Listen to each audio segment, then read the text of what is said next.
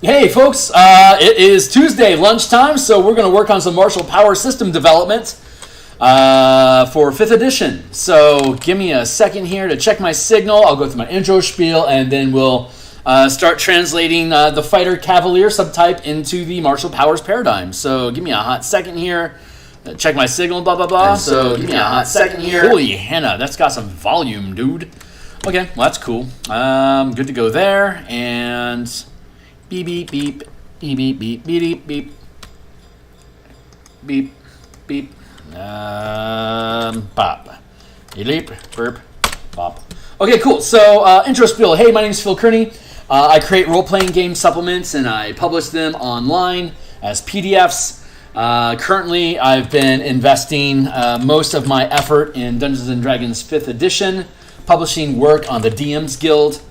There is a slew of links in the description down below for you to take a look at a ton of the work that I've already produced in the past, including the spell point variant mana system here. Oh, I'm sorry. What are we? The color mana spell point variant rules that we have. These are it's up to actually 6 books that are in the bundle. It's about 40% off right now. If you're an MTG enthusiast, if you're into color magic. If you just want a better mana system that doesn't necessarily use color, it's just generic universal spell points or key or whatever, then it's a much better system. It's more straightforward. It's got better ratios between spell levels. It's more intuitive and infinitely more easier to manipulate and to integrate into other classes as a smooth multi-classing system than what was presented in the Dungeon Master's Guide. One could argue that they intentionally made it clumsy so that you would want to stick with spell slots and not complain about how easy spell points could be, yet wizards didn't want to use it. Like, for example, if you use the DMG spell point system, it costs 2 points for a first level spell, but only 13 points for a 9th level spell, which is basically saying, for anyone out there that did the math, that 9th level spells are only 6.5 times more powerful than first level spells, according to that spell point system, as opposed to 1 point for first level and 9 points for 9 levels, being that 9th level spell is 9 times more powerful than a first level spell. It's not that difficult to make this stuff work. It's as though they intentionally made it stupid so that you wouldn't say, why aren't we just using mana like every video game you ever wish you were does already? It's obvious. But anyway, so we're going to use that same mana system here with the martial power system. So enough bashing on WotC for being so far behind the curve in development that they are in fact a parody of themselves. Let's get to work on cool stuff. So like, subscribe, hit the bell icon, and we can dive into this work together. We're going to actually get into fighter subclasses today. We had before done the arcane archer. We finished all our work on the rogue. We're almost done with barbarian, but we're going to take a break from barbarian and play with fighters for a little bit because fighters are fun, and cavaliers are all the rage at the moment. So let's get on board. We're going to dive into this. So I'm going to set a timer here. We got about maybe 90 minutes for us to play. We'll see how things go and where we end up at.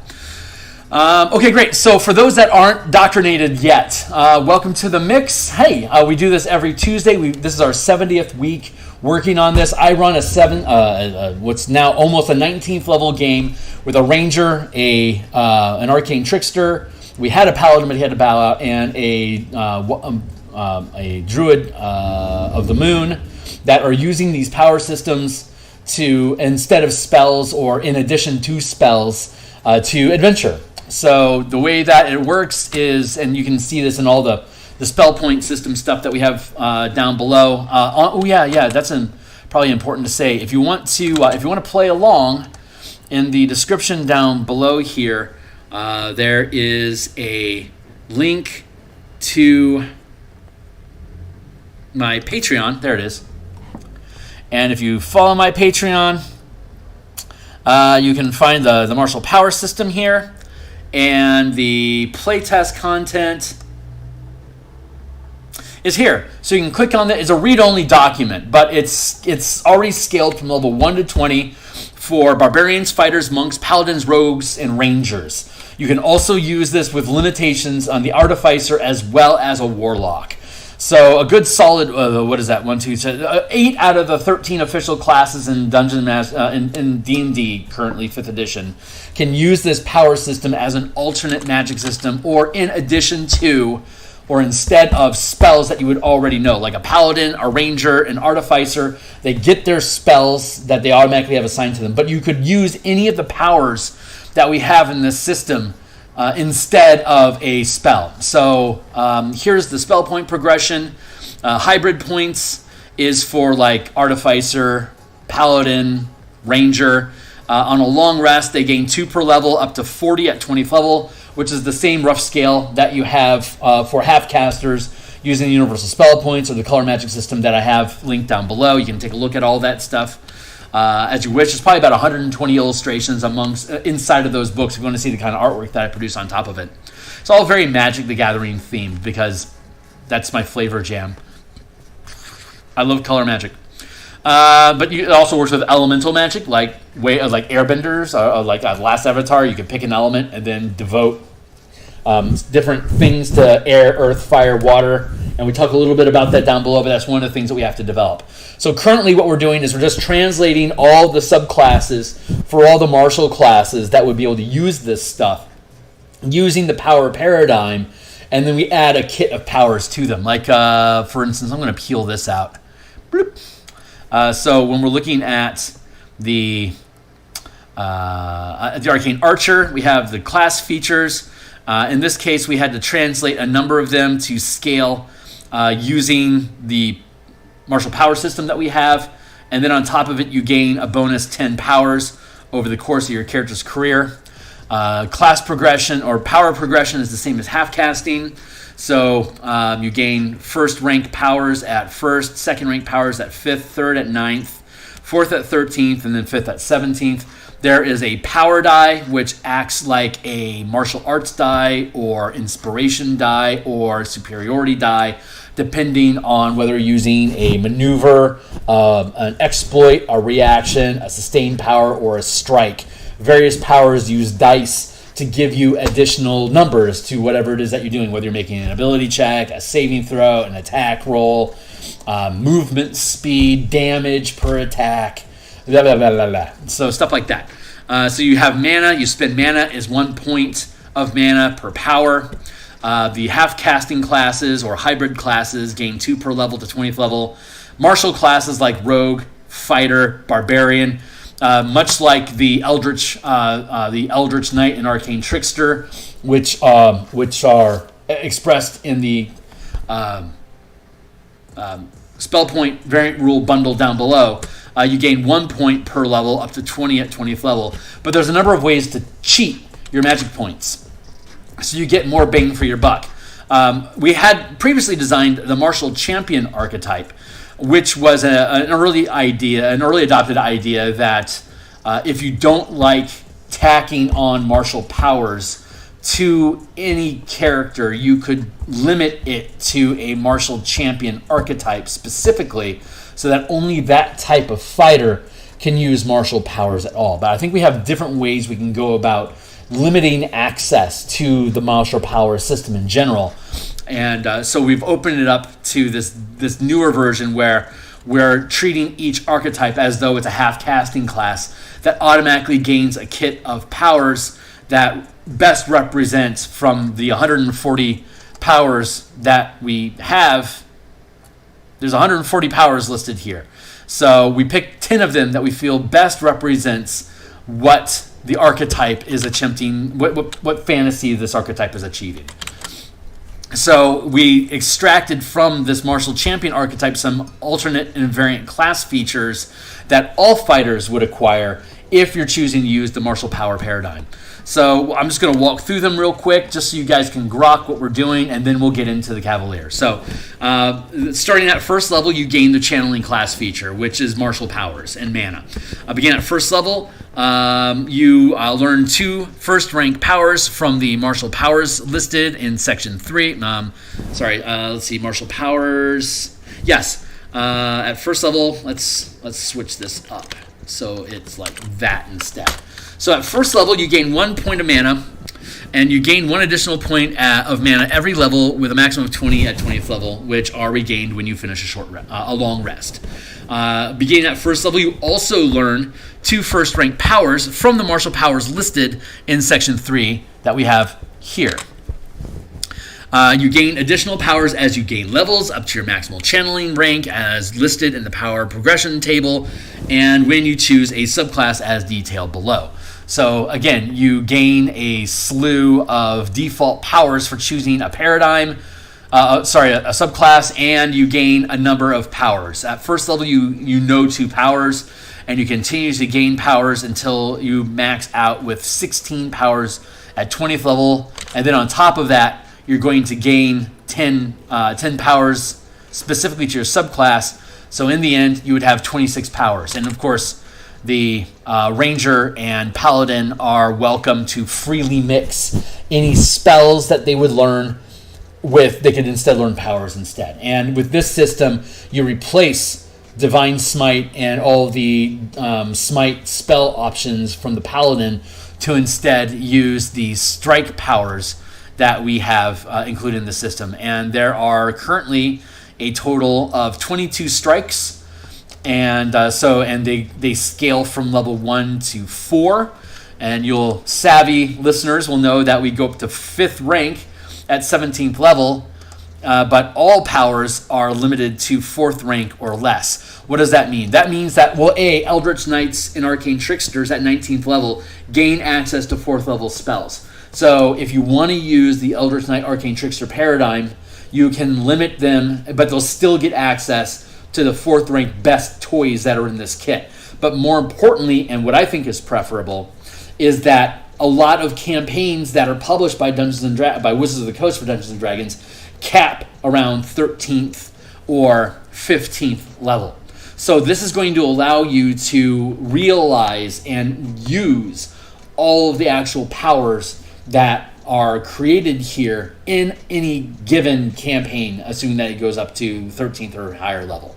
So if they're like what's a good one, like Descent into Avernus goes from 5th to 15th level, you'll be able to you'll be able to use basically any level of any rank of power from 1 to 4 inside of Descent into Avernus if you go with a martial character, like if you're limiting your classes to martial classes. You gain a ton of powers. You can swap all the powers that you know every time you gain a level. So as the full casters in your party gain new abilities, as your rogue and your bard gain new abilities to interact and support the characters, you can make your kit of powers that you know optimized to work with the party, instead of you being a static block that becomes increasingly obsolete as spellcasters accumulate more power. You can adapt your power list so that you're always filling in the gaps, both in combat, exploration, as well as during social encounters, to be able to provide the extra bit of oomph that the party would need to be able to complete the tasks. So it gives you a chance to shine more and to be able to express the character fantasy they have, whether it's a barbarian, a ranger, a paladin, fighter, rogue, artificer, warlock. You can use these abilities to bend into the type of character you want to be, and you have ad hoc mana spend options that let you do it. Just keep on moving through here. Some of the other variant class features is Channeled Vitality, which you gain at 3rd level with Second Wind. When you use Second Wind, you also regain a number of spent mana equal to the max rank of power gained as a fighter. So when you're multi-class, you continue to gain ranks of power, even though as a class you're limited to whatever rank of power that class has learned. So a 5th level fighter, 5th level paladin, 5th level ranger, 5th level rogue has 20 multi-class levels of channeling class feature, so can actually get up to 5th rank of power, meaning you can channel 5 mana per ability, and you get the D10 on the power die. But you, as a 5th level class in all of them, you wouldn't actually be able to ever learn any powers that are above 2nd rank. It's just that you've got a bunch of classes that you got to 5th level to, and they all ended up stacking up to 20 levels of power. So you get full access to power.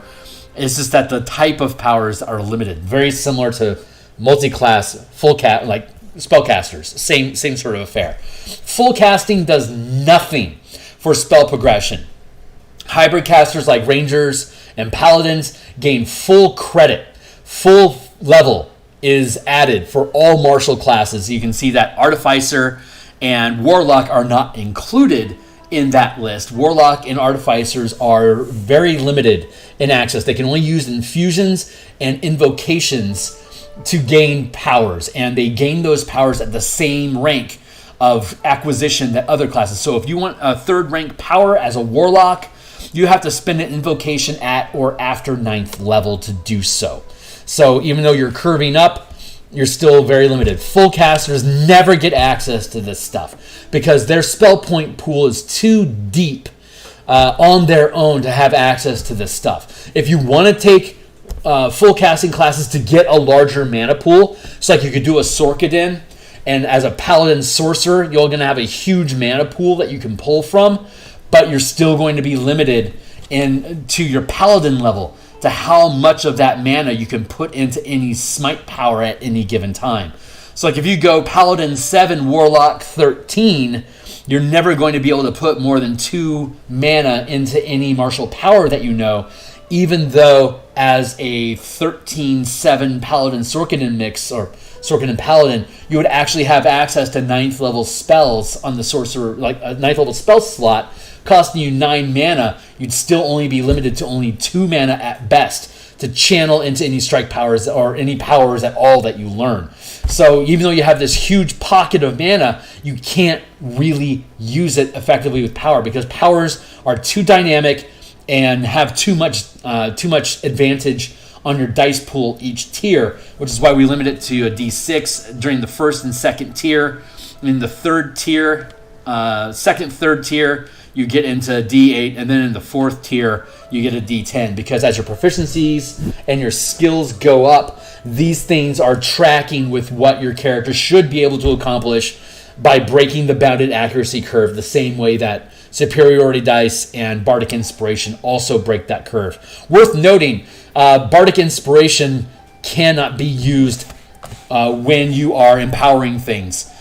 So you can either use inspiration or you can use your power points to boost, like, say, a saving throw or an ability check or whatever. Let's see. What else is there to say? Oh, good enough. We'll figure out the rest as we go along. So if you've been here before, you know how this works. We've got a blank notepad here. We've got our fighter. We're going to dive here into the Cavalier.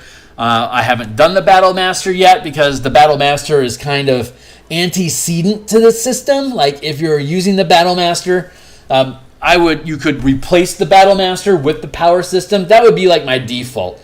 Like if you want to use martial powers but you don't want to make it available to everybody, you could limit the martial power system just to Battle Masters, and instead of gaining superiority dice and battle maneuvers, you can instead use this power system because literally everything that's in the Battle Master's maneuver list is inside of the martial power system, but it's been calibrated to a mana cost that you use power dice with instead of spend a superiority die and get this effect. It's kind of 6 or a half dozen, take your pick, but I'd say that we're doing half a dozen while the Battle Master as written is more of the 6. So it just kind of rehashes it, but gives you a shitload more stuff that you can do as a Battle Master than just the 12 different options that they give you in the Player's Handbook. We give you 140, plus a shitload of feats. So I'm not saying I'm better. I'm just saying it's more versatile. It was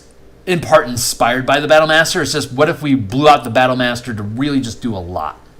Anyway, that's kind of some of the thought process that goes behind there. So what we're going to do is, since we have the Cavalier, we're going to fetch all of the features off of the list. We're then going to look at how each feature stands on their own. If we see that they groove with what the martial power system scaling already is, we can just mark them as no changes. If we see something that's offered here that would be improved or needs to be recalibrated to work with the power system, we make that change. So, like, for example, if we go back to our master list here, you can see that we made big changes to everything on the Arcane Archer list. Everything's been modified. But like if you go check out the Totem Warrior, literally nothing on the Totem Warrior list needs to be changed to work with martial powers. So we didn't change any of the features. We just gave them bonus powers, 10 bonus powers that they gain as they level up, including the 16 that they learn along with the 20 mana that they accumulate. So the Totem Warrior suddenly becomes an incredibly versatile class. These all become incredibly versatile classes. Not only do they get to lean into the feats and powers that you think best represent them as a kit, but you also get that stack of 16 powers that you can just freely choose from up to your channel limit. Every time you gain a level, you can swap them all out. So anyway, I repeat myself because it's that exciting. And you have to say the same thing over and over again so people can grok it. So I think my audience is smart. I'm just making it easier for them to get it. So let's see. Let's look at these. Let's look at these features and see what we get to do. So unwavering mark. Starting at 3rd level, you can menace your foes, folding their. Meaning if your creature's mark deals damage, regardless, one range. Okay. Bonus proficiencies. When you choose this archetype at 3rd level, you gain proficiency in one of the following skills of your choice: animal handling, history, insight, performance, or persuasion. Alternatively, you can learn one additional one language of your choice. Okay. I don't need to change that one. Let's see. What does Born of the Saddle do? Starting at 3rd level, your mastery as a rider becomes apparent. You have advantage on saving throws made to avoid falling off of your mount. If you fall off your mount and descend to no more than 10 feet, you can land on your feet if you're not incapacitated. Finally, mounting or dismounting a creature costs you only 5 feet of movement rather than half your speed. So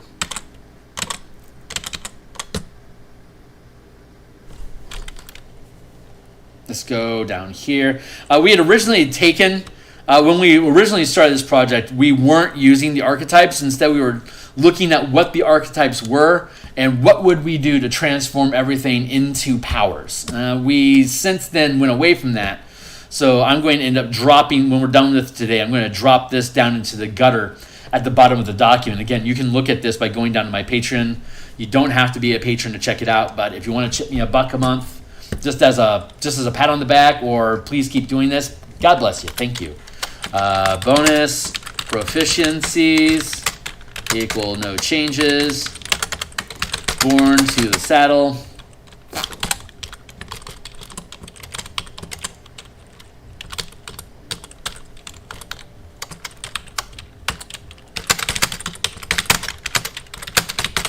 No changes. And then, Jesus Christ. Okay, Unwavering Mark. Boy, you get a lot at 3rd level, don't you? Okay, Unwavering Mark. Starting at 3rd level, you can menace your foes, foiling their attacks and punishing them for harming others. When you hit a creature with a melee weapon attack, you can mark the creature until the end of your next turn. This effect ends early if you are incapacitated or you die, or if someone else marks the creature. Aren't you incapacitated if you die already? While the creature is within 5 feet of you, a creature marked by you has. While it is within 5 feet of you, a creature marked by you has disadvantage. Starting at 3rd level, you can menace your foes, foiling their attacks and punishing them for 20-minute marker. Ooh, 20-minute marker. Better take a sip. I need more coffee, obviously. Welcome to Seattle.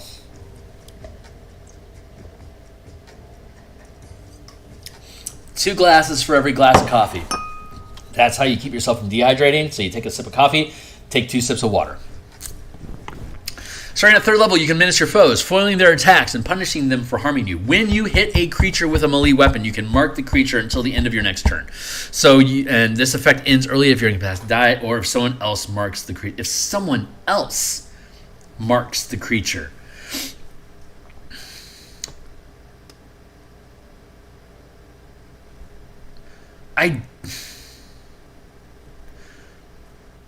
See, marking, that implies multiple Cavaliers. But I believe, like Hunter's Mark, for example. Let's look at the wording on Hunter's Mark. Honestly, I'm kind of curious about this right now. 5e Hunter's Mark.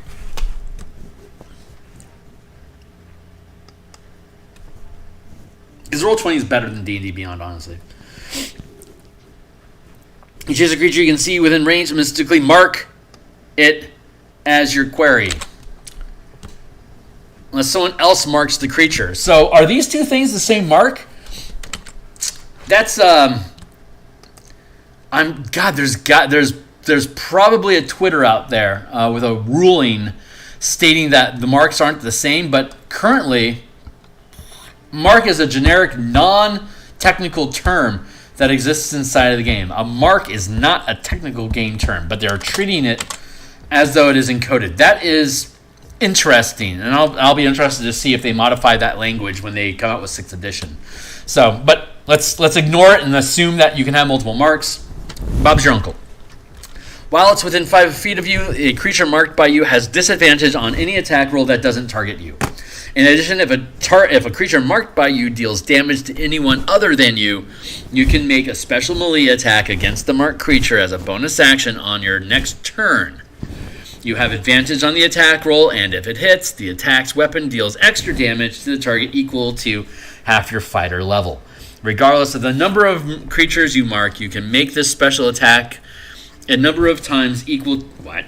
Regardless of the number of creatures you mark, you can make this special attack a number of times equal to your strength modifier. Oh, and you regain all expended uses of it when you finish a long rest.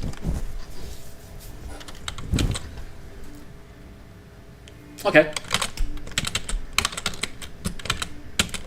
Let's go on.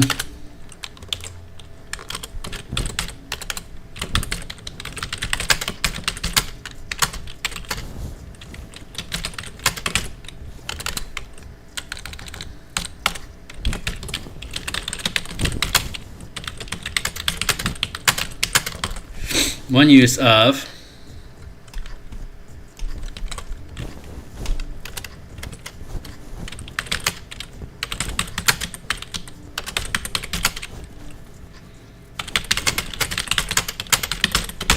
now you could put down, we could spend 1 mana to regain Unwavering Mark. When you run out of Unwavering Marks, you can spend mana to gain another use of it. That's fair. Might not be necessary, but it's fair usage for now. Warding maneuver. You learn to fend off strikes directed at you, your mount, other creatures. If you or a creature you can see within 5 feet of you is hit by an attack, you can roll D8 as a reaction. If you're wielding a melee weapon or a shield, rolling this die and add the rolled to the target's AC against that attack. If the attack still hits, the target has resistance against this attack. You can use this feature a number of times equal to your Constitution modifier and regain all expended uses when you finish a long rest. So, that is 7th.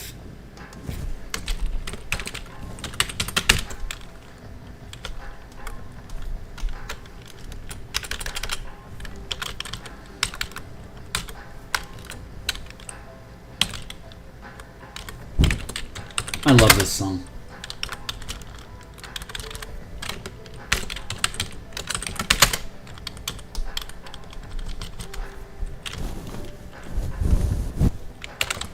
What is this called? Warding maneuver.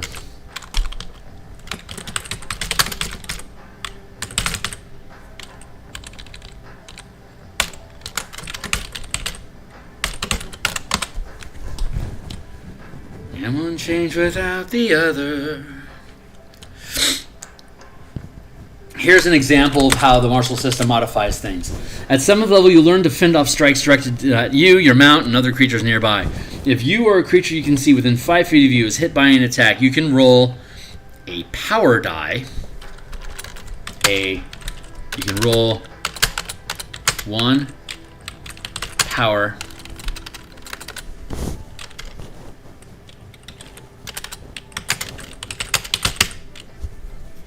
You can roll a power die as a reaction if you're wielding a weapon, a melee weapon, or a shield. Roll the die and add the number rolled to the target's AC against that attack. If the attack still hits, the target has resistance against the attack's damage. If you can use this feature, you can use this feature a number of times equal to your Constitution modifier, minimum of once, and you regain all expended uses of it when In addition, you can optionally you can regain 1 use of this feature by burning 1 mana.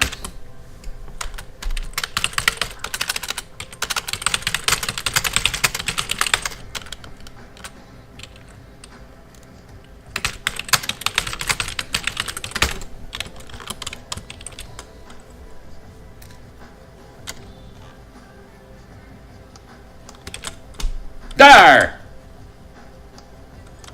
Let's do this. There. So, bonus proficiencies, no changes needed. Born to the saddle, no changes needed. We can optionally regain 1 use of Unwavering Mark by burning a point of mana during your turn. And for the warding maneuver, okay, so the warding maneuver defaults to a D8 and it never gets better, right? It's static. But if we're using our martial power system, you would get that D8.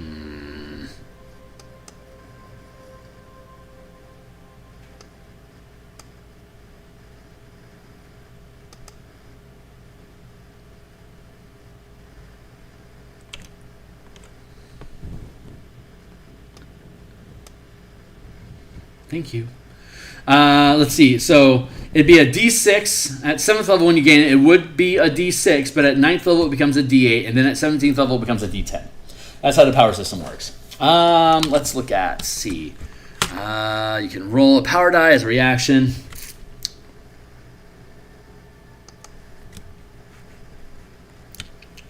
Yep. Let's go to... Hold the line. 10th level, you become a master of locking down your enemies. Creatures provoke an opportunity attack from you when they move 5 feet or more while within your reach. And if you hit a creature with an opportunity attack, the target's speed is reduced to 0 until the end of the current turn.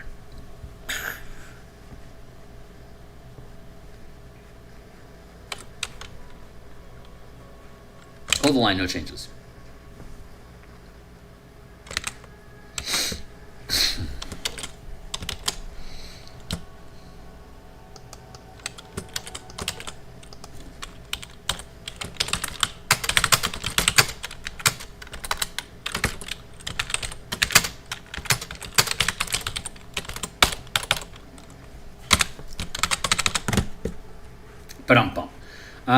Let's see. Ferocious Charger. Starting at 15th level, you can run down your foes, whether you're mounted or not. If you move at least 10 feet in a straight line before attacking a creature and you hit it with the attack, that target must succeed a strength saving throw or be knocked prone. You can use this feature only once on each of your turns. That's fine. We don't need to change that. Ferocious.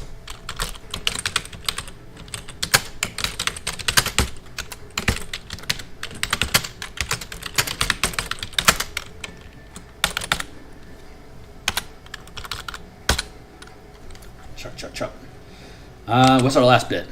Vigilant Defender. Starting at 18th level, you respond to danger with extraordinary vigilance. In combat, you get a special reaction that you can take once every creature's turn, except your turn. You can use this special reaction only to make an opportunity attack, and you can't use it on the same turn that you take your normal reaction. Starting at you respond to danger with extraordinary vigilance. In combat, you get a special reaction that you can take once on every creature's turn, except your turn. This special reaction, you can use this special reaction only to make an opportunity attack, and you can't use it on the same turn that you take your normal reaction. That's really good.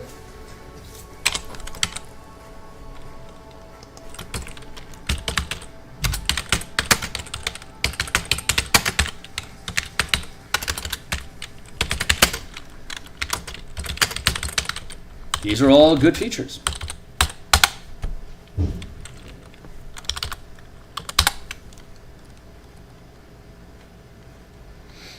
Okay, that's our basics. So now let's build a kit.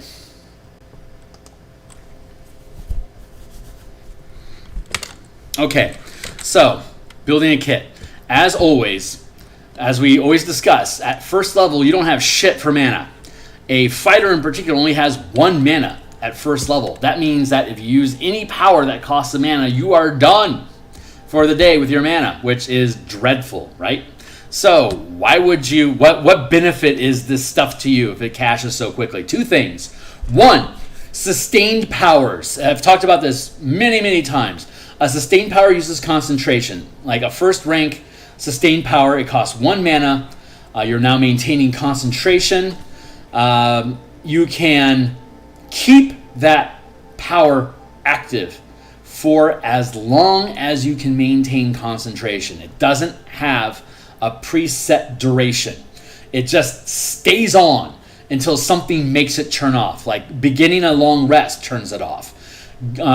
Becoming unconscious turns it off. Incapacitated turns it off. Death turns it off. You can actively turn it off yourself as a free action during your turn.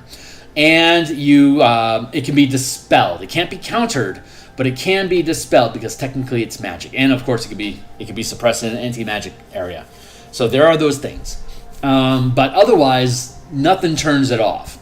But if you take damage, or if you have to make any saving throw, the DC of that concentration check is 10 plus the number of mana that you're sustaining, which we call tapping from Magic the Gathering. So if you tap 1 mana to sustain a first rank power, your concentration DC is 11. If you take 50 points of damage from a dragon, it's half the damage as your DC. The DC now becomes 25.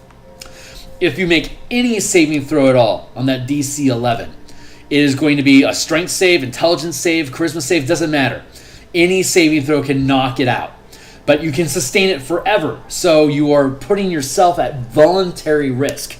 And why I say voluntary is because you have the option of, instead of maintaining concentration, you can lock that power on. So it cannot be disrupted until it's either dispelled, or you are incapacitated, killed, or you begin a long rest. But you don't have to make a saving throw for it from saving throws or taking damage.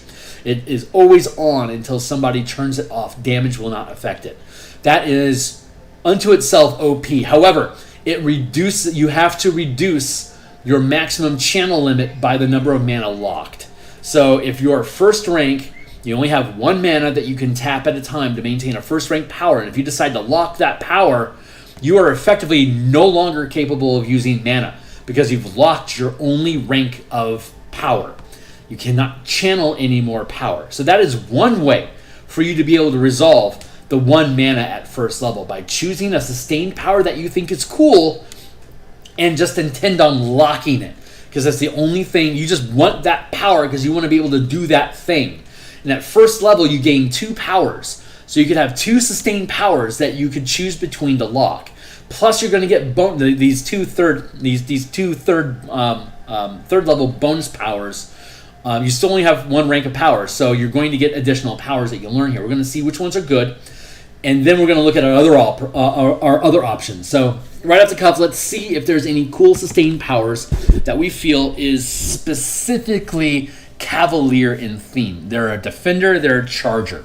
So let's see what they have as sustained powers in the first rank that we think might be cool to use.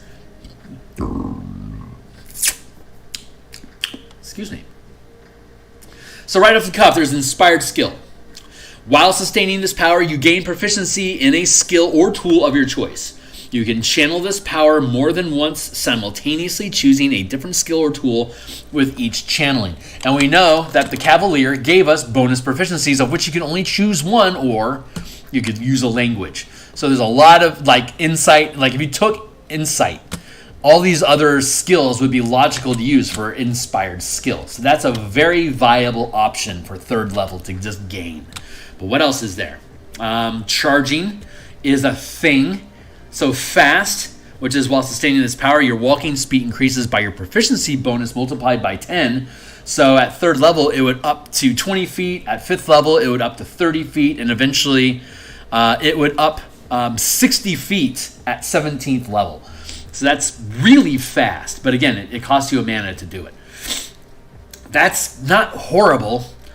Let's see.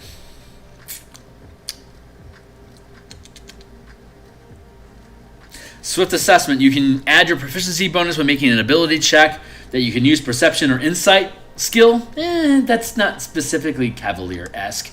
Trap Springer, not specifically Cavalier-esque.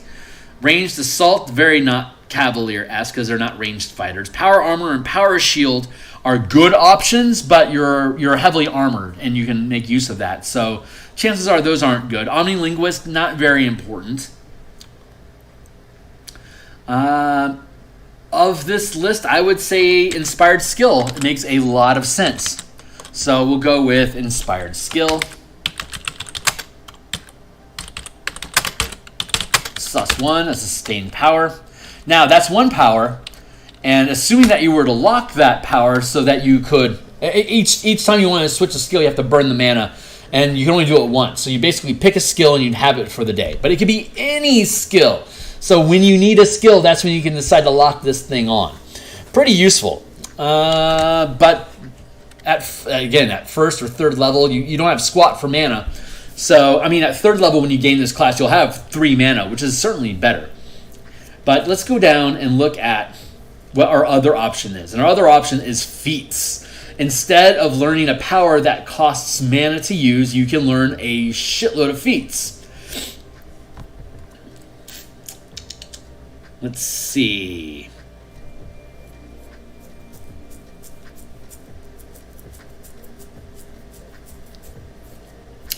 There's the skilled feat.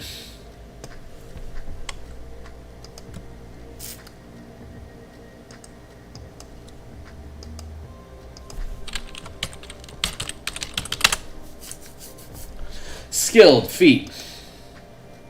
You gain proficiency in any combination of 3 skills or tools of your choice. That is even more useful than Inspired Skill. The thing is that Inspired Skill can be switched on the fly. As opposed to feat, when you pick it up, you have those 3 skills for your entire level. That's actually incredibly useful. Incredibly useful. So I'm just going to go ahead and say skilled is optimal here.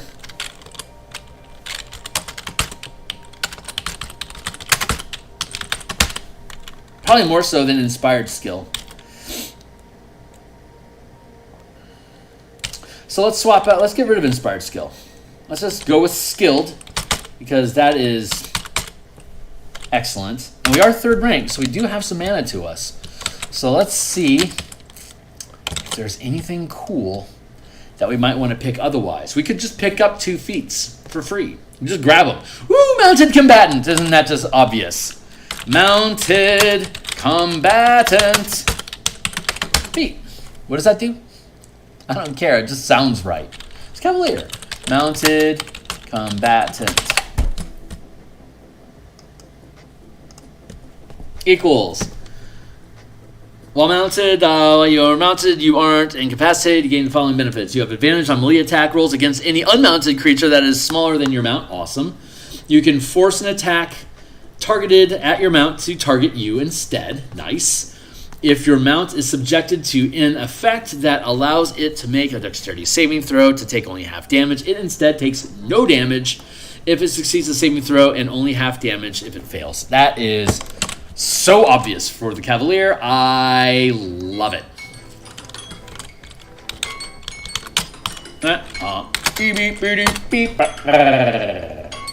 All right, another sip of coffee because God knows I need it. 2 sips of water. I'm going to refill my water jug while we're at it.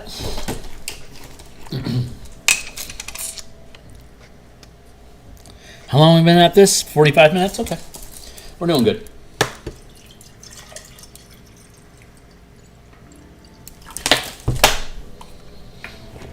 If I didn't have to talk my way through stuff, I could probably crack through one of these things in 20 minutes by myself. But I think it's fun doing it on stream. I'm not in a hurry. I'm doing the Spelljammer Combat and Exploration book in the mornings, Monday through Friday. I'm doing the Eberron Adventure on Monday and Thursday nights. I do commissions on Saturday. These are all streams.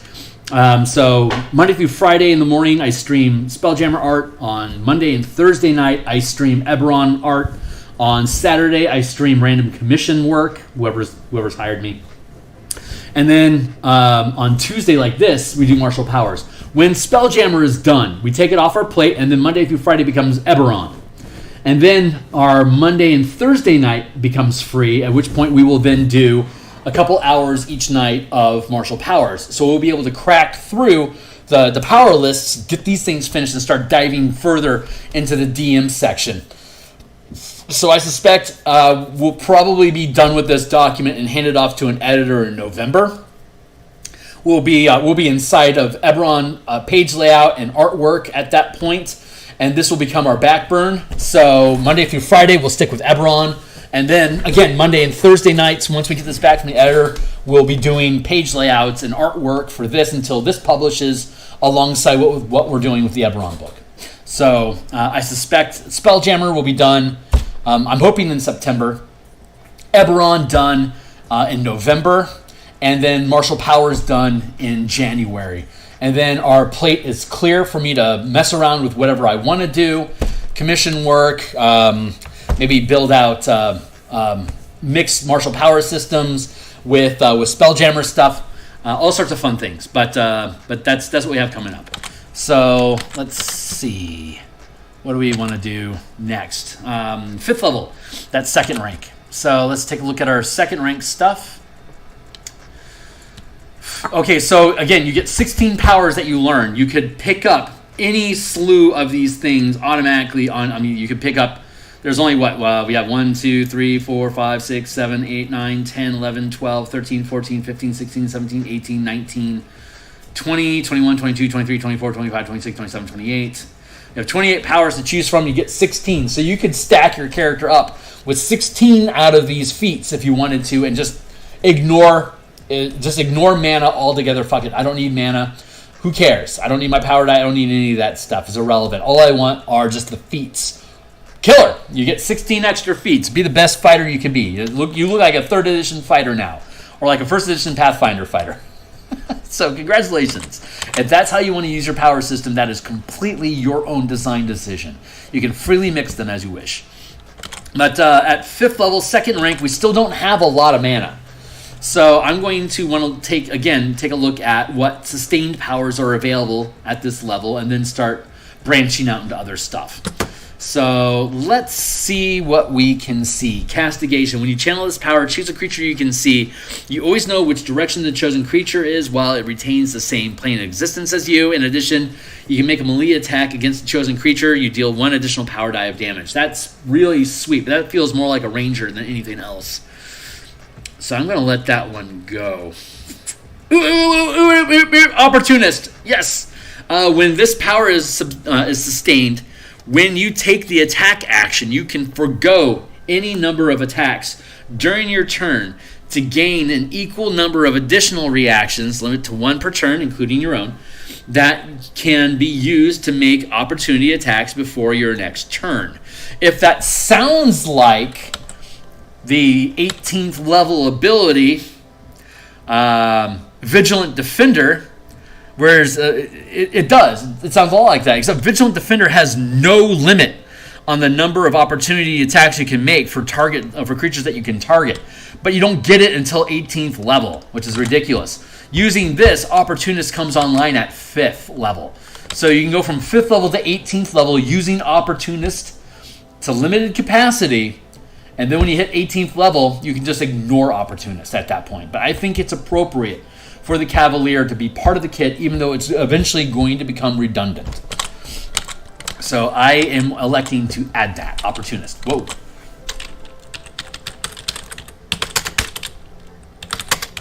It is a 2nd rank power, so it's going to lock down all of your mana if you use it. But again, at 5th level, you only have 5.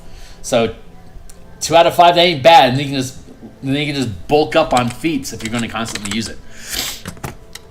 But is there anything else that's particularly Cavalier that is in the 2nd rank of sustained powers? Resistance. Sturdy is gain advantage on con and strength checks. That's okay. Strange metabolism makes you immune to poison. Nah, that's a simic thing. Quick advantage on charisma and dexterity checks. Man. Took Opportunist.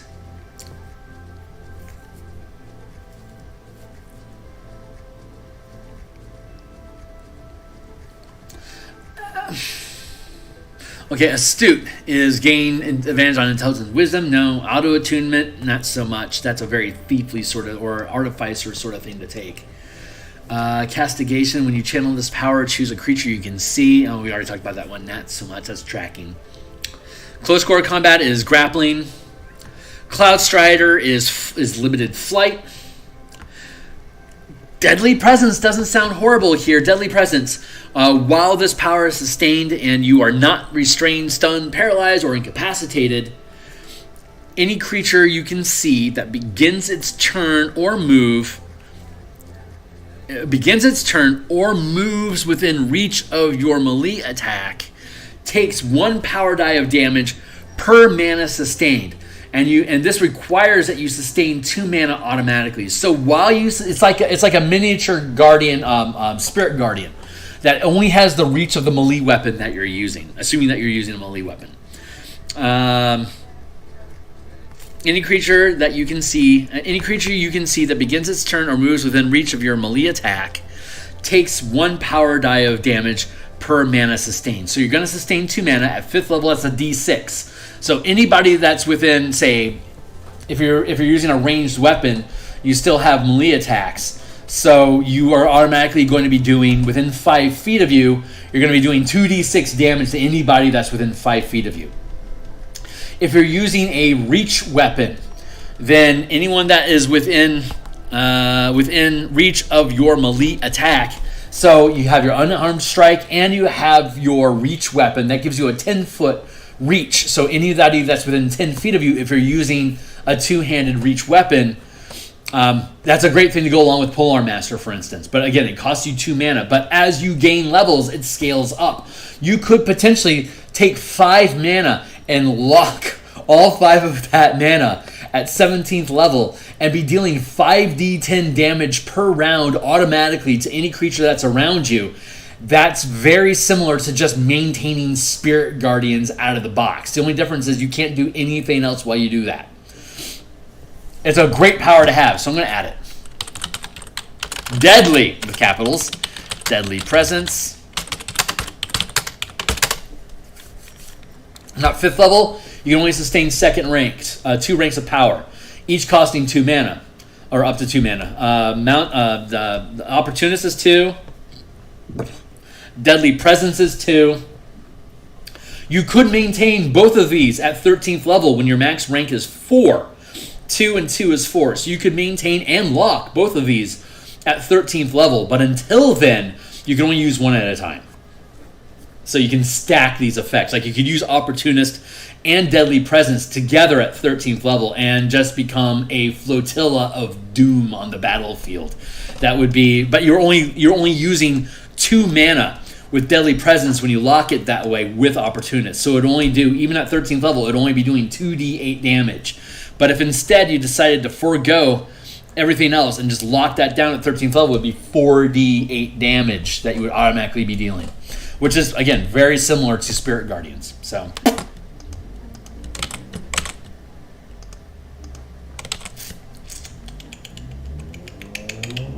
let's see. If you were a multi-class character that had access to both Spirit Guardians and Deadly Presence, Spirit Guardians is a 3rd level spell, and you have a tap limit, again, of whatever your max level is. So, like, if you were, say, a 9th level, like, if you were a 5th level cleric and a 5th level paladin, a 5th level paladin would have access to 2nd rank power, so would be able to use Deadly Presence. And as a 5th level cleric would have access to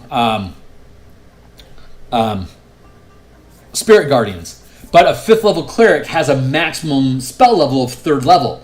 So if you're sustaining Spirit Guardians, that takes up all 3 of your spell slots. So you wouldn't be able to sustain any martial power at all. You wouldn't be able to use Deadly Presence because your concentration is already capped out with the 3 levels worth of Spirit Guardians. So by 9th level, you would be able to have 2 ranks going into Deadly Presence and then 3 ranks into Spirit Guardians. But that would only be a total of 5d8. I think it's actually more efficient if if you were to use a... Actually, now I'm curious. Hold on. 5e. Spirit Guardians.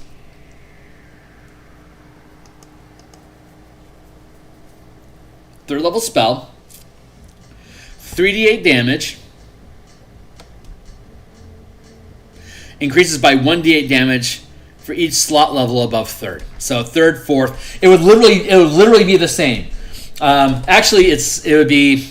Yeah, if you were to upcast this to fourth level, you would have to sustain 4 mana to maintain concentration on spirit power using the mana system that I have. You can see the link down below in the spell mana variant rules. If you were to upcast this to a 5th level spell slot, 9th level cap for a cleric, then you would you'd be able to use 5d8, which is the same as a paladin. A paladin cleric multi-class that has access to 5th rank spell, 5th level spells. You'd be able to, again, it'd be either 3 levels of Spirit Guardian plus Deadly Presence, or just upcast Spirit Guardian to 5th level if you wanted to do that. The damage is identical. It just washes. So it's actually a pretty well balanced system against spell casting in general already. Because the spell point system that we use is so simple, it's easy to translate points into damage at this 5th and lower spell level. Starts to skew once you get to 6th level spells and higher. But if you've done that, you've taken 11 levels worth of a full casting class, and you're not going to have access to much power at all. So it doesn't really even matter at that point. Anyway, back to it. I'm having fun. I hope you are too. 9th level, we have access to 3rd rank powers now. And that means that we could continue taking sustained powers. We could also, at 9 mana, we can safely start dipping into strikes. We gained the feature. We didn't go through all our optional class features. Channel Vitality is you regain mana when you take the second wind. Optional class feature of Empowered Strikes. This one's super cool.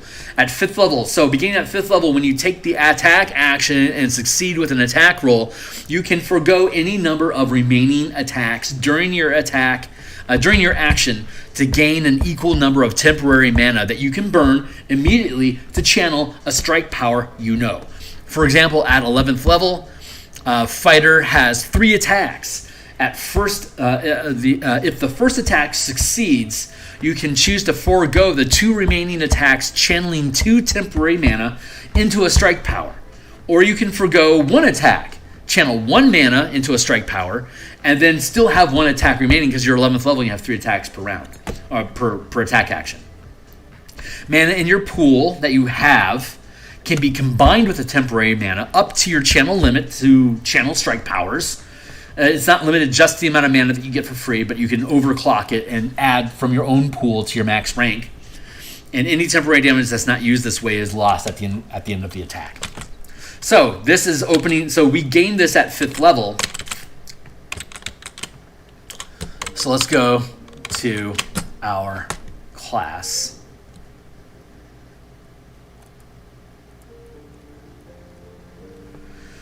Knowing what we know about that, I'm actually going to push Deadly Presence back to 9th level. We don't gain a power based on the level that you gain. We gain access to power to what makes sense for your action economy and abilities at the level you are at.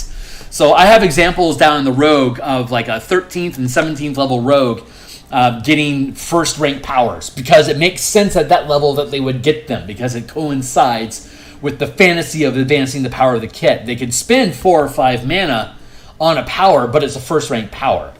So they could be picking it up for free as early as 1st level if they wanted to, but by the time they get to 13th level, they then have it for free and they can just keep it. And free up that slot to do something else with. Since we gain the ability to, what is that thing called again?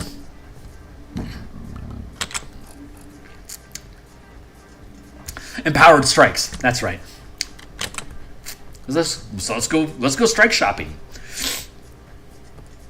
Here's our strikes. So when we pick up our first strike, we're 5th level, which is 1st rank, and then we pick up our fifth level is second rank, and then we pick it up, and then we're in ninth rank with the ninth level, which is our third rank.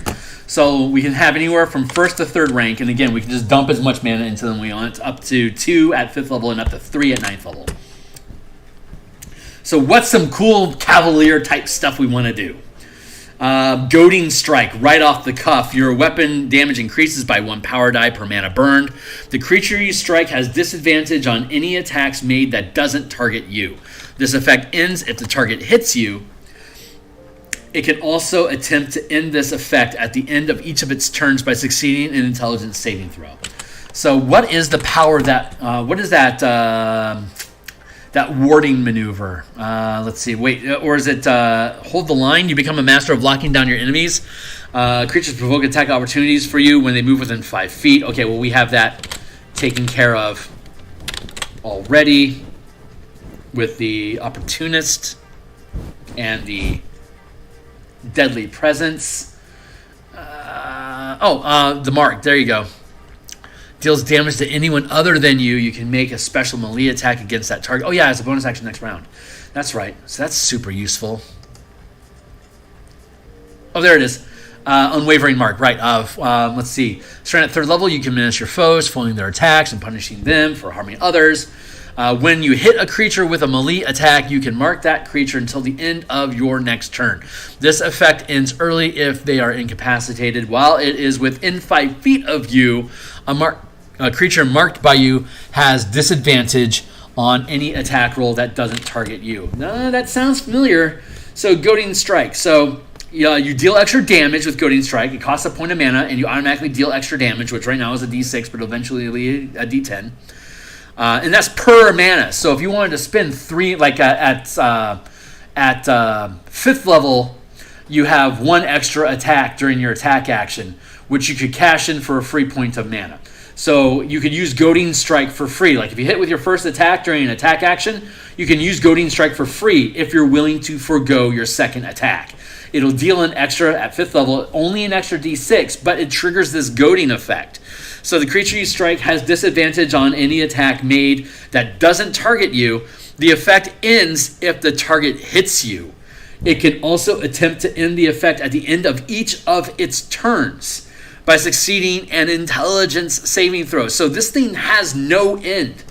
It can last for however long it takes for the creature to either hit you or to succeed an intelligence check. If it runs away, it will, by default, automatically succeed the check if it's been out of combat for a number of rounds equal to whatever. Like, if it's been out of combat for a minute, it's assumed that it will have succeeded a saving throw, and then Bob's your uncle. Which is something worth discussing down in the DMsGuild, in the DM section down below. So, but yeah, that Goading Strike, it doesn't have a space limit, so they can move away from you and still be affected by it. In fact, you want them to be moving away from you because they either have to succeed that intelligence saving throw or they have to hit you. And if you keep moving out of their range, like if you tag them with a warhammer on the way by on a horse and then you trot away 40 feet, that guy on foot, he's kind of screwed. He's going to have to either succeed that intelligence saving throw against your channeling DC, or he's going to have to catch up to you. Otherwise, he's going to be permanently at disadvantage until you can do something about it.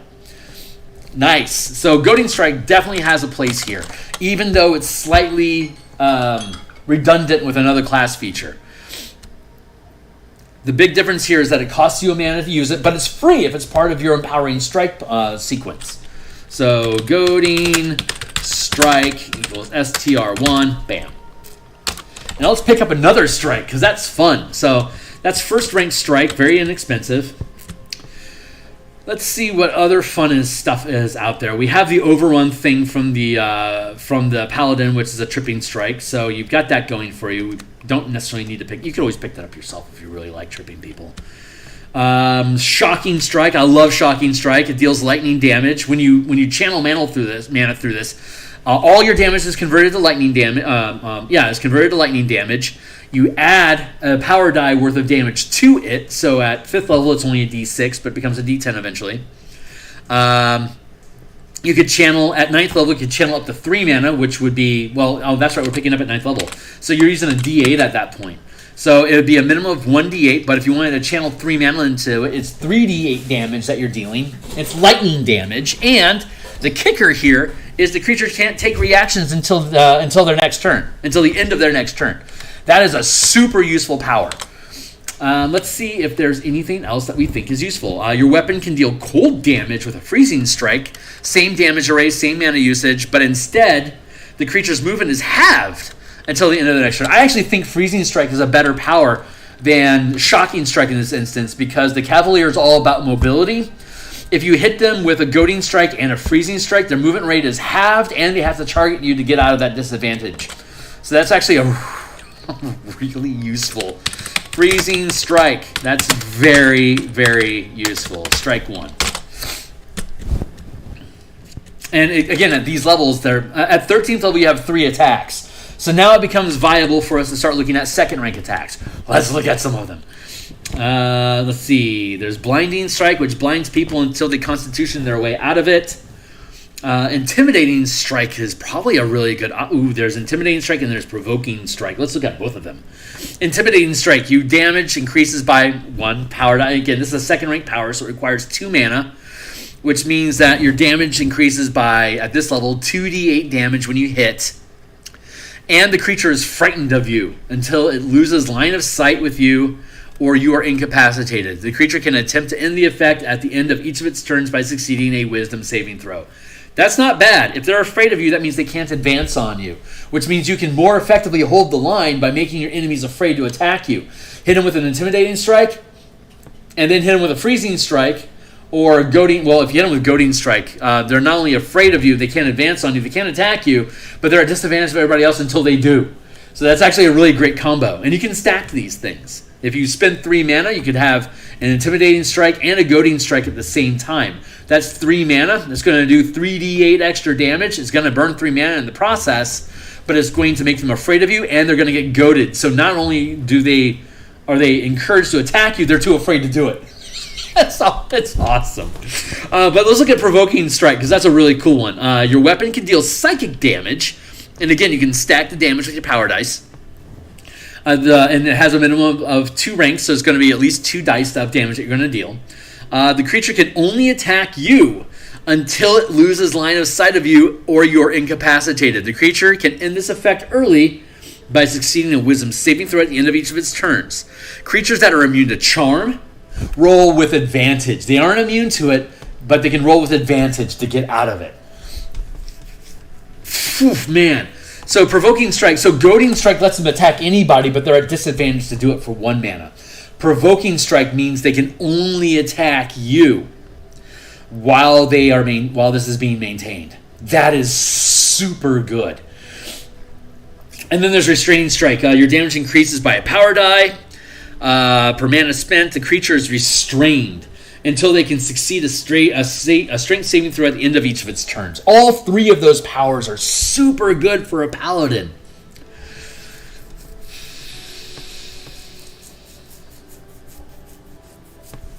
What else did we pick up? We picked up Deadly Presence.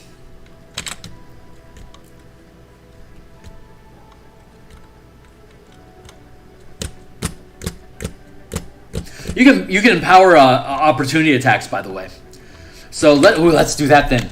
We're going to go with Intimidating Strike at 13th. Intimidating Strike, which is STR2, comma, and then at 17th level we're going to take Provoking Strike, STR2.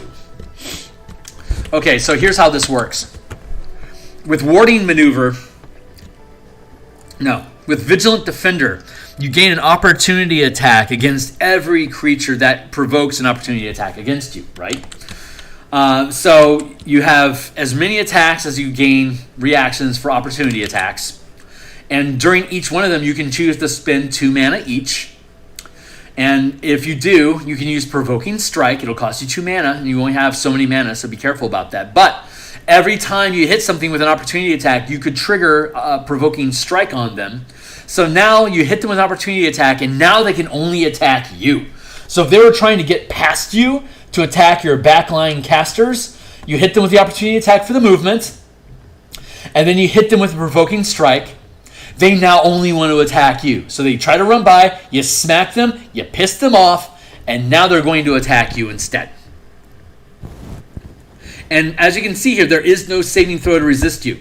You are automatically going to get 1 round out of usage of this. So if you're looking at, like, say, legendary resistance, for instance, which is you get to or what is it? Legendary. Is it legendary resistance? I can't remember the feature offhand. That creatures get that, like, they can automatically succeed saving throws. Most of the powers that are in here is going to affect you for 1 round guaranteed. At the end of their turn, that's when they get to start using saving throws. So if you have a legendary resistance to automatically succeed a saving throw, you're still going to get at least 1 round of usage out of this. You're going to get extra damage. You're going to get that 1 round of effect, and then your legendary creature can get out of it for free by burning the legendary action. That's it, legendary reaction to get out of the save. So this is. People are like, I hate legendary reaction. It neutralizes all my best stuff. It's a big FU from the DM. Using this system, it's actually a great saving grace for the DM. The players get to pull off their cool shit and combo on that creature. But if the creature survives that 1 hit, that 1 round of being beaten on, then they can burn to the legendary resistance and get out of whatever it is that's affecting them. Let's see. So yeah, I'm really happy with that. And we're gonna we'll have a section on DM on how you modify monsters used. That's already in here. If you go into my Patreon, you go down and you click the link and jump into here as a read-only document. It's free for you to view. It's just read-only though. I mean, it's gonna be on the DMsGuild and you'll be able to read the whole thing on it's a preview eventually anyway. But with art and stuff, so it'll be cool. But for now, you can play test this and let me know how it goes. I'd love to hear from you. But down further below, in the DM section, we already have built out a number of power kits for creatures at different CRs to give examples of how you can add these things to make each creature. Like, people are like, Flee Mortals is super awesome, or like Home Field Advantage on the DMsGuild is super awesome because it's giving creatures unique abilities and making them interesting. Using this power system, you can add any number of these powers as per round usage for creatures to be able to do their own provoke. Like, you can hit a player with a provoking strike. So now that character has to focus on attacking that specific creature, which sucks, but you can make a saving throw to get out of it. So there you go. So yeah, what's good for the goose is good for the gander. It's player and DM facing stuff. So stack your creatures up with this stuff, and suddenly combat gets really complicated. Like, if you intimidate and provoke your barbarian on the team, that barbarian is suddenly, I really want to attack that guy, but I'm too scared to do it. Well, then your cleric's going to have to come through and is going to have to purge that frightened from them using a, what's the word that we call it? Lesser restoration, to get rid of fear. So, boop, you got to blow your 3 mana to get rid of that restoration so your barbarian can get back up and running. So you're eating up your team's resources more in a fair manner. So,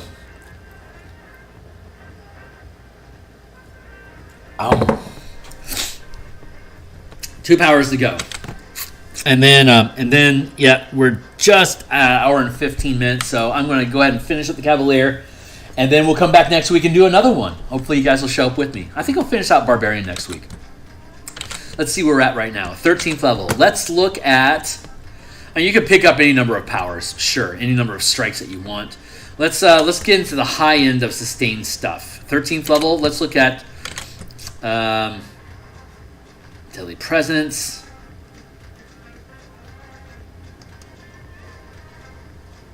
Opportunist. Deadly Presence. Let's look at 3rd and 4th rank sustained powers to see if there's anything tasty in here that we specifically want. Daunting Presence. While sustaining this power, attack rolls against you are made with disadvantage, and when you are the only target of an effect that requires you to make a saving throw, you roll with advantage.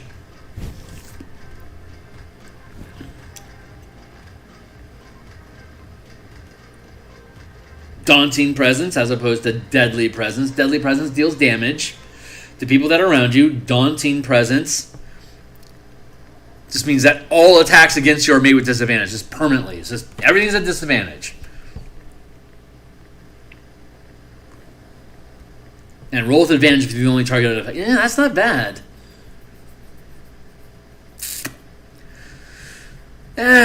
Frenzied attack, a master of fate, no, indestructible, nah. None of those in particular feel specific. I mean, you could take all of those if you want. They're expensive and they're super cool. Giant growth is super cool, but it doesn't feel particularly like a paladin. Daunting presence kind of feels paladin's a defender, not an intimidator. It does have. Well, I mean, we did take. Let's skip it. Let's just go play with some other stuff. Let's go look at maneuvers. See if there's any.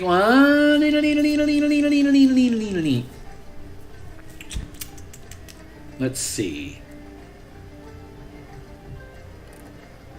Let's look at some reactions. See if there's anything specifically cool. Controlled fall.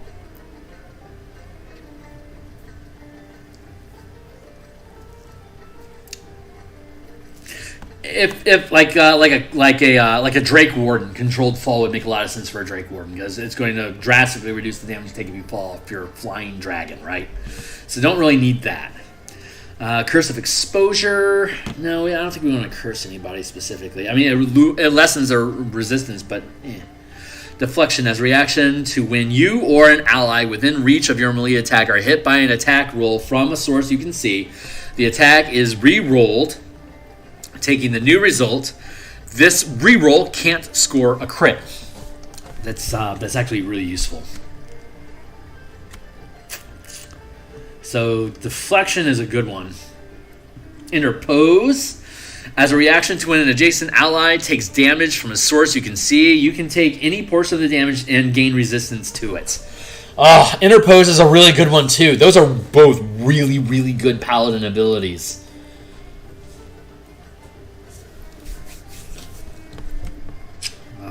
Punish as a reaction to when an enemy you can see within range of your melee attack misses an attack roll against you or an ally. You can make an opportunity attack, adding 1 power die to the attack roll. It's also useful.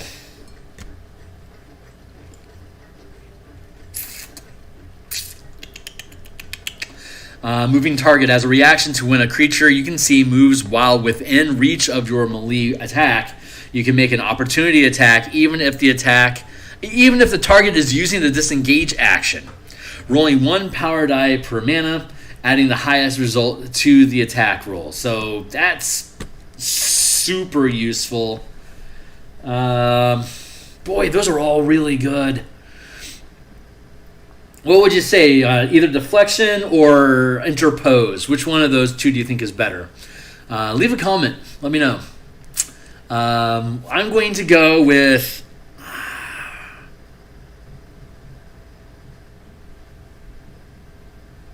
an adjacent ally takes damage from a source you can see. You can take any portion of the damage and gain resistance to it. I'm going to go with interpose. That's just too freaking good. That's just too good. Let me know if I made the right decision in the comments down below. Interpose, reaction 1. God, what a cool ability. That does feel very Cavalier. Like, I will tank this damage for you, sir. That is your shield mate for frickin' real, man. Honestly, interpose and deflection is like all you really need to be a bodyguard. There's a ton of other cool stuff you can take, but that is some serious protect, like shield warden stuff right there, yo. We only have one thing left. I'm gonna get out of reactions and let's go play inside of. Let's see if there's any maneuvers. So maneuvers can be used as an action or a bonus action. You can potentially use the same maneuver twice in the same round, during your turn, using both of those actions. You obviously wouldn't be able to attack, but cheers. Except bonus attack, you can make an attack with the weapon you're holding. That would be a bonus attack using your assumingly bonus action. You or an ally you can see within 30 feet gain a number of temporary hit points equal to the total of 1 power die roll for each point of mana burned. So you could spend, like at 17th level, you could, you or an ally you can see within 30 feet gain a number of temporary hit points equal to the total of 1 power die roll for each point of mana burned. At 17th level, you're rolling a d10 power die, and your max is 5. So if you wanted to spend 5 mana, you could, on rally, potentially give your ally 50 temporary hit points. That's a pretty good leadership paladin, Cavalier type thing. I like the idea of that. Here's Goad again. It's not a goading strike this time. Now it's just an action or a bonus action. Target creature that you can see. There's no limit. It's as long as you can see them. Target creature you can see, that you can hear or see, that can see and hear you, makes an attack against creatures other than you with disadvantage until it successfully attacks you or succeeds a wisdom saving throw at the end of each of its turns. So that doesn't require you hitting them. That's just you point your finger and you say, Goad! And now they're pissed off at you. That's a great power, but I like the goading strike because you get the free attacks. So,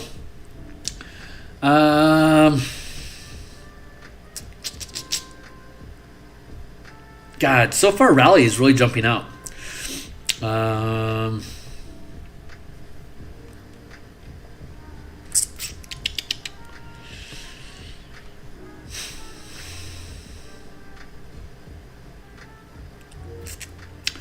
Worth noting, double strike, make 2 weapon attacks with advantage. With advantage. So if a rogue were to take, it costs 3 mana, but if a rogue were to take double strike, then as an action you can make 2 attacks, and then as a bonus action you could also make 2 attacks. It would cost you 6 mana that turn, but you get 4 attacks that round. That's not bad. That's not bad at all.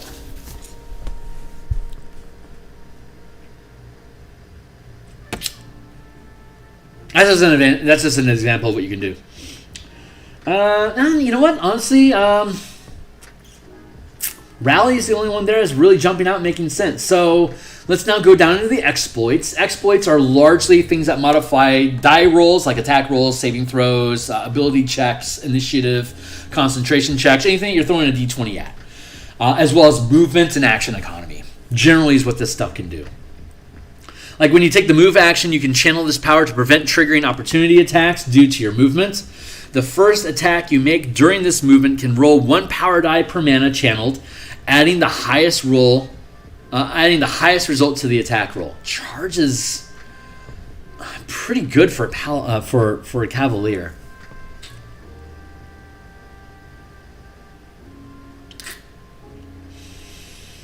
Overrun. Channel this exploit as part of a move action.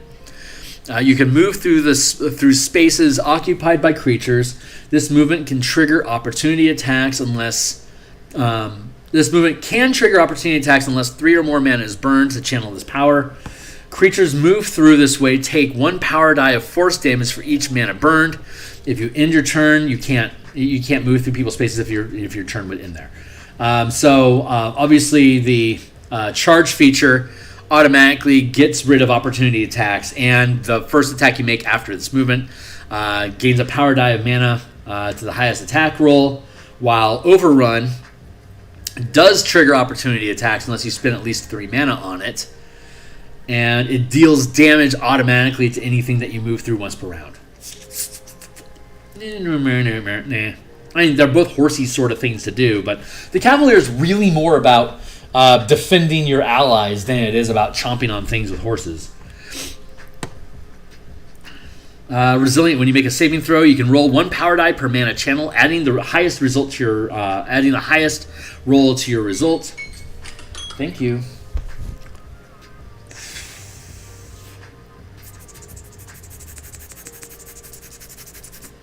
I think, I honestly think Rally is the best one, and that's a maneuver. And it's a first rank maneuver. That's so awesome. Rally. Man 1. But at 17th level, again, you've got 5th rank, so you can spend 5 mana on it, and you're rolling d10s. So for 5 mana, you can give an ally up to anywhere from 5 to 50 temporary hit points. There you go. So that's our stack. That's our Cavalier. If you do it differently, go ahead and go through my Patreon, link down below in the description. Check out this content for free as a read-only document. If you If you like this power kit, let me know. If you would want a different power to be an intrinsic part of the bonus power kit that the Cavalier receives, state your case. I'd love to hear your argument about it. In addition, you have 16 powers that you would gain from level 1 to 20 as a fighter. What other powers or feats would you want to gain for free using this power system that you would add to your Cavalier character to make them the most Cavalier who ever cavilled? So that's it for today, guys. We do this every Tuesday until Spelljammer is done. Once Spelljammer is done, we do this on Monday and Thursday nights. But for now, we do this Tuesday at lunch every week, and we clean up another one. When we come back next time, we're going to work on the Zealot Barbarian, and then if we have time, the Wild Magic Barbarian. And we'll get back into both of these, and whichever one we don't finish the following week. We'll finish out the Barbarian here in August for sure. And then we'll get back to work on the Fighter. I just want to take a few moments here to spend just a couple minutes on the Cavalier, since we're going to take what the Cavalier was and drop it down into the discard pile at the bottom. Our graveyard, as it were. But yeah, we've only done two fighters so far. So we're going to go all the way down this document to our trash pile.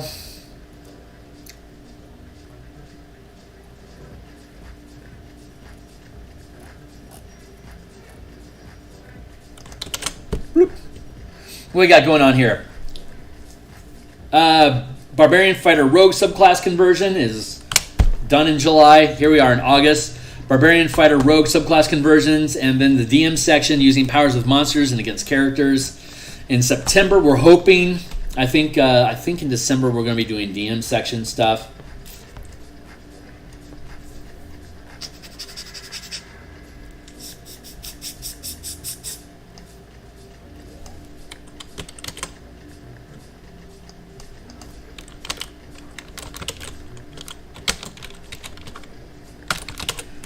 Maybe that's our timeline. Finish up these BFRs here in... we also have the Monk.